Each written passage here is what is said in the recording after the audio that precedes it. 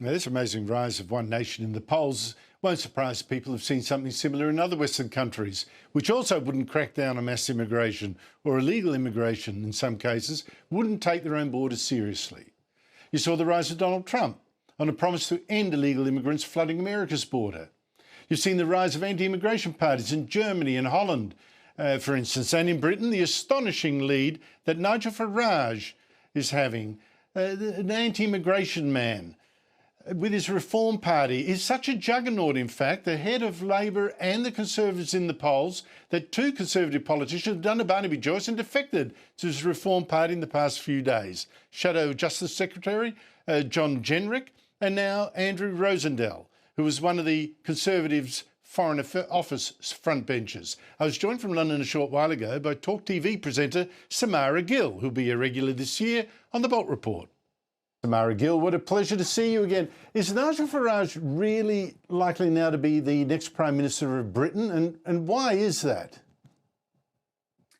Andrew, I think he definitely will be the next Prime Minister of Britain. But I feel like this moment isn't really about Nigel Farage at all. It's kind of about the collapse of a clear political messaging from the centre-right. So in Britain, the Conservatives, they didn't just lose voters, they lost meaning. And they tried to be softer than Labour on stuff like immigration.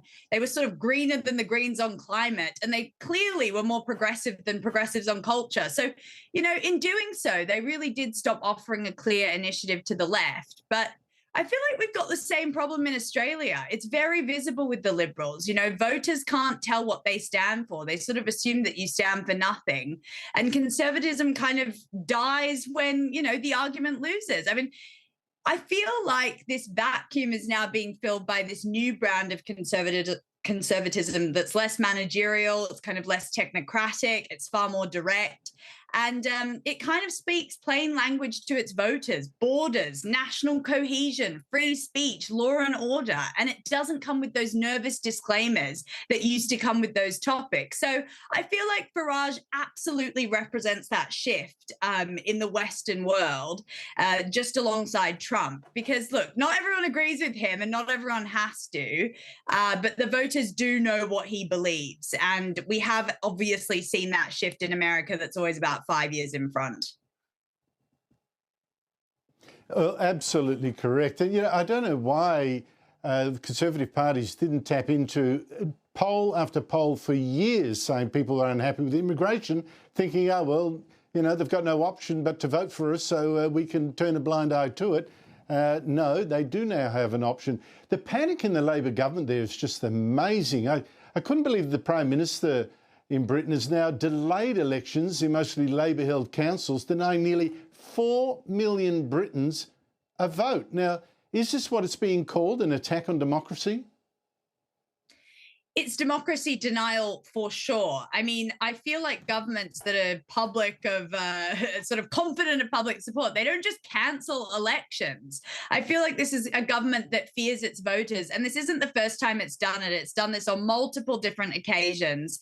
But this is the biggest yet. And, you know, this insisting that it's about reorganization and efficiency, sort of Orwellian style, changing the wording around why exactly they're stopping these elections. But these elections are in areas where Reform UK, Nigel Farage's party, is polling extremely strongly and would overtake majority of those seats. I mean, even Douglas Murray sort of recently warned that Western democracies are drifting into sort of this procedural authoritarianism.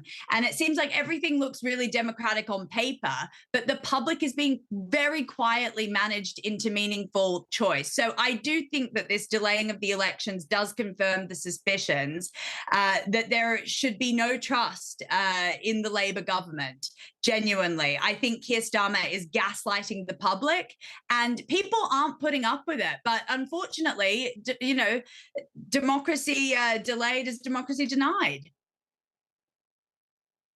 Absolutely true. And I think we're seeing now really underlined a collapse in trust in the political class generally, which includes quite a bit of the media class as well, really.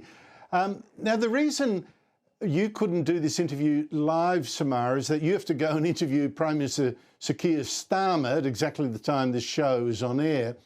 Now, the reason for that is, as I reported earlier in the show, Donald Trump is threatening Britain with more tariffs if it doesn't agree to let the US take Greenland from Denmark. How big a deal is this for Britain?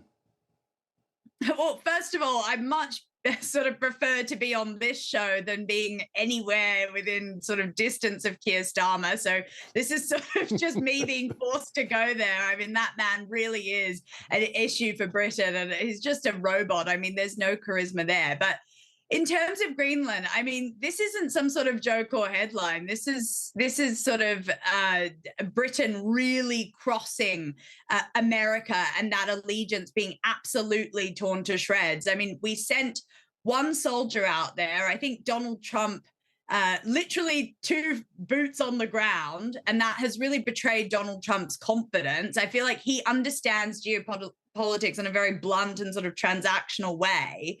And the problem for Britain is that Starmer's government has weakened its leverage on every front. I mean, Starmer's very sort of similar to Albanese, where he sucks up to Trump. You know, he wants this public friendship, but behind the scenes, he's completely swiveled-eyed about the man and just wants to absolutely jeopardize that relationship. I mean, I do think we're sort of waking up to this new world order where Britain, America, and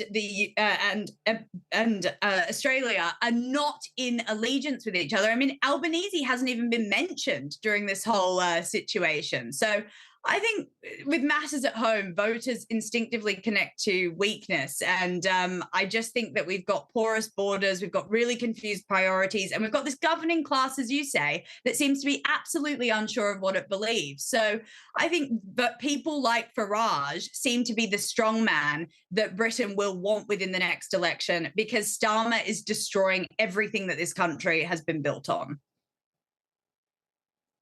Well, I think the real story here, Samara, is who is this single soldier that Britain has sent to defend Greenland from Donald Trump? Because that must be one hell of a fighter. I've probably never seen the like of that one soldier before. So I'm all agog about who this titan is. Samara Gill, thank you so much, and I'll let you get on to see Sir Keir Starmer. Pass on my kind regards. Will do.